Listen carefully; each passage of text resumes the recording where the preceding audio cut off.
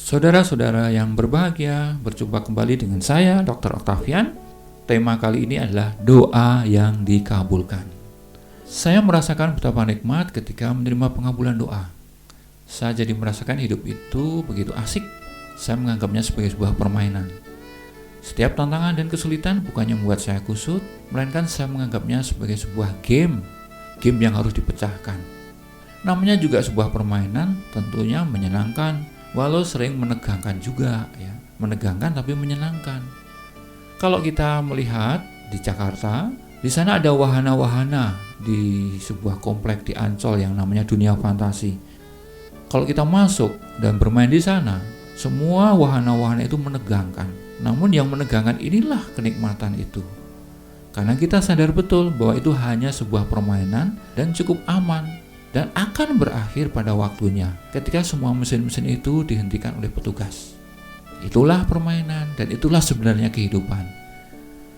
Tak heran bila seorang mistikus kuno bernama Florence Scovel-Shinn menulis buku klasik yang sangat bagus yang berjudul The Game of Life. Ibu Scovel-Shinn ini paham betul bahwa hidup adalah wahana dunia fantasi yang selalu bisa dimenangkan oleh mereka yang paham caranya. Dengan menerapkan prinsip doa yang dikabulkan, dijamin kita akan hidup dalam kegembiraan yang luar biasa. Kita seolah memiliki kendali atas perputaran bumi ini. Kita bisa memilih mau jadi apa, mau melakukan apa, mau mengalami apa. Dan sepertinya, seperti yang dipercaya oleh banyak para filsuf, ya, para mahaguru, kita tinggal di dalam alam yang tidak terbatas atau unlimited atau limitless. Nah, berikut ini saya menyajikan teknik doa yang dikabulkan berdasarkan pengalaman hidup saya. Saya tidak merujuk pada akidah agama tertentu karena memang saya bukan ahli agama, tetapi saya merujuk atau mendasarkan pada pengalaman dan pemahaman tentang prinsip universal kekuatan pikiran, karena inilah keahlian saya. Jadi selama sekali bertahun-tahun saya mendalami ilmu tentang kekuatan pikiran atau mind power. Pada hakikatnya kerja doa adalah kerja pikiran, bukan karena doktrin agama tertentu. Jadi apapun agama Anda, semua bisa merasakan hasil positif dari doa yang dilakukan dengan cara yang tepat. Nah, cara-cara tepat itu adalah sebagai berikut. Yang pertama, nyatakan secara spesifik apa yang menjadi kebutuhan Anda atau harapan Anda atau intensi Anda. Apakah itu pemecahan sebuah masalah rumit, adanya harapan-harapan atas tujuan-tujuan tertentu, atau pemenuhan kebutuhan yang mendesak. Nyatakan semua itu sejelas mungkin. Jelas secara ideal artinya bisa menjawab pertanyaan apa, di mana, kapan, siapa, bagaimana, dan mengapa. Alam semesta menyukai kejelasan. Clarity is power, kata Brian Tracy. Sebagai contoh, bila mana Anda menginginkan sebuah rumah, nyatakan rumah seperti apa yang Anda mau. Seberapa besar ukurannya, di mana letaknya, di kota atau di kampung, di hutan atau di bagian tepi sungai, bagaimana fasilitasnya, bagaimana lingkungannya. Sekali lagi nyatakan secara jelas sehingga Anda bisa merasakan dalam imajinasi Anda yang hidup. Emosi Anda bisa terlibat di dalamnya. Anda seolah bisa melihat sungguh, merasakan sungguh, dan Anda bisa membayangkan Anda tinggal di dalam gambaran itu. Semakin jelas, semakin mudah bagi pikiran sadar untuk melaksanakan fungsinya. Dan sebaliknya, semakin samar permintaan Anda atau permohonan Anda, semakin susah bagi bawah sadar untuk mengetahui apa sih yang Anda mau. Langkah kedua, nyatakan kebutuhan Anda dalam doa yang sederhana, dengan bahasa yang sederhana. Gunakan bahasa yang biasa saja, ya. Tak perlu bahasa yang rumit, puitis, pakai EYD lagi, atau bahasa Inggris ya, dengan gramatika yang tepat, bahasa Arab yang tepat. Tidak harus begitu juga. Yang sederhana saja. Nyatakan kebutuhan Anda tersebut kepada daya ilahi atau Tuhan dengan sangat intensif atau kesungguhan. Intensitas atau kesungguhan menunjukkan adanya harapan Anda. Harapan Anda menunjukkan ketergantungan Anda pada daya ilahi. Ketergantungan ini menunjukkan Anda percaya. Intensitas yang tinggi ini bisa diwujudkan dalam rupa misalnya jadwal doa setiap hari selama kurun waktu tertentu, misalnya berdoa setiap tengah malam jam 00.00 selama 15 malam berturut-turut.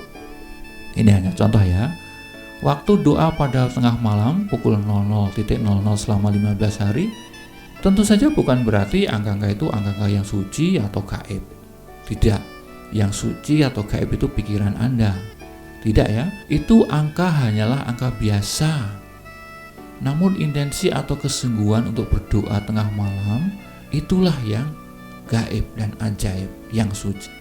15 hari itu hanyalah wadah untuk menampung kepercayaan Anda dan pengharapan Anda.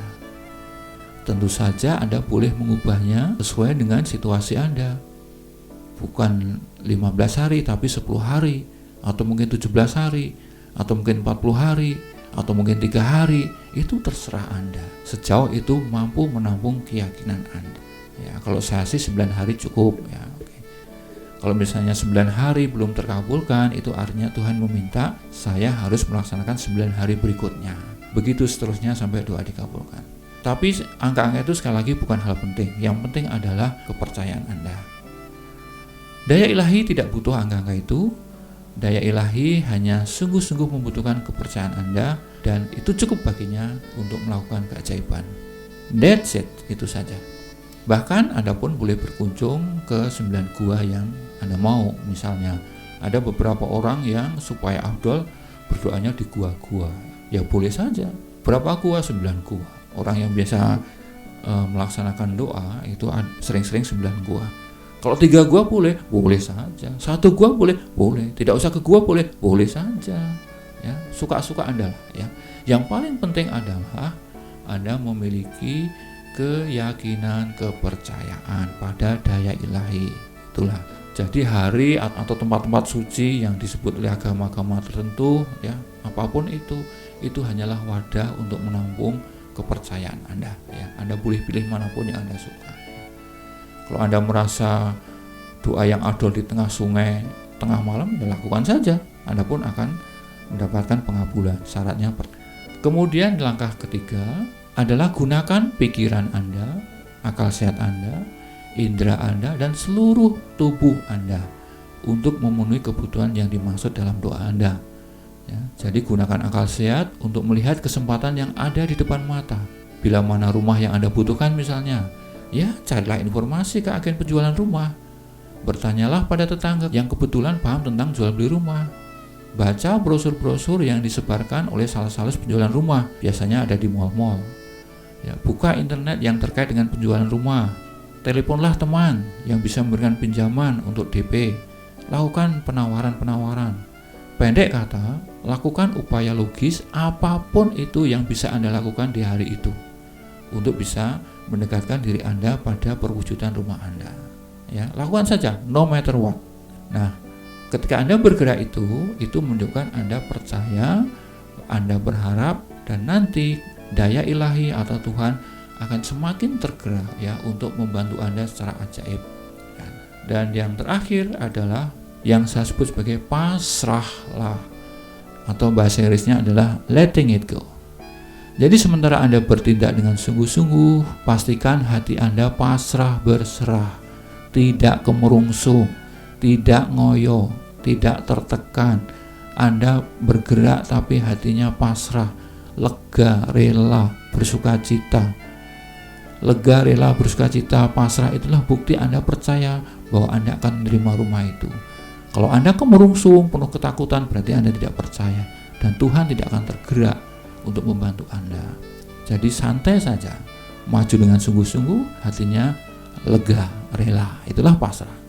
Jadi pasrah berserah adalah Anda pasrah pada daya ilahi. Jadi mirip seperti GPS, ya, GPS. Maka daya ilahi akan menuntun gerakan Anda ketika Anda melangkah menuju rumah impian yang ajaib itu. Kehadiran daya ilahi ini bisa berupa dorongan untuk menelpon seseorang. Bisa saja Anda sedang jalan-jalan, lalu secara tak sengaja bertemu orang asing yang memberitahu Anda di mana ada rumah yang sangat murah, yang cocok dengan kekuatan ekonomi Anda, dan rumah itu ternyata adalah rumah impian Anda. Nah, di luar dugaan Anda menemukan jalan yang semula tidak pernah Anda rencanakan. Daya ilahi juga bisa membisikkan sesuara ketika Anda setengah tidur malam. Dalam mimpi juga bisa. Peristiwa-peristiwa ini dinamakan sebagai coincidence, bisikan-bisikan gaib atau inner guidance. Coincidence atau inner guidance pasti akan terjadi kalau Anda pasrah. Jadi alih-alih Anda mengalami kebingungan kemana mendapatkan rumah idaman ya, aku nggak punya uang, nggak tahu kemana mencari uang, padahal aku butuh rumah nih. Makin banyak anggota keluarga, anak-anak makin besar. Daya ilahi sendiri yang akan menuntun Anda. Itu sudah hukum, sudah sifat alamiah. Pasrah adalah sebuah keterampilan rohani yang harus dilatih. Pasrah adalah sikap terjadilah kehendakmu, kehendak Tuhan. Bila ini rumah yang Engkau kehendaki ya Tuhan, aku pasrah dan aku terima kasih. Lawan pasrah berarti ya tidak pasrah. Tadi saya sebut sebagai ngoyo, kemerungsung, ya, ketakutan. Tidak pasrah atau memaksa atau ngarep banget, itu berarti tidak pasrah juga. Ngarep itu seperti seorang ABG jomblo yang ngejar-ngejar gadis pujaannya ya. Sampai nyembah-nyembah ngirim bunga, tiap hari ngirim WA ya. Tiap hari nelpon sampai pulsa habis ya. Tiap hari ngajak kencan, tiap hari neraktir. Ini bukan pasrah ya. Sikap ngarep berlebihan justru menakutkan banyak gadis. Seorang kawan saya sampai gagal berulang kali dalam upaya mendapatkan gadisnya. Kekeliruannya adalah dia terlalu mengejar gadisnya, bukannya pasrah terhadap kemungkinan penolakan. Dan selalu dikatain oleh para perempuan atau para gadis sebagai pria yang menjijikkan. Itu kawan saya, karena terlalu ngarep ya. Jadi bekerja sama dengan daya ilahi, Anda harus berpasrah, rela, santai saja ya, sersan, serius bergerak tapi hatinya santai. Jadi daya ilahi itu perilakunya seperti gadis. Bila kita pasrah selama kita beraksi, maka daya ilahi atau Tuhan secara alamiah tanpa dipaksa akan mendekat sendiri dan mencurahkan bantuannya yang ajaib secara berlimpah-limpah. Sering terjadi keajaiban melebihi dari yang kita bayangkan, serba tak terduga. Itulah sifat Tuhan yang Maha Kuasa.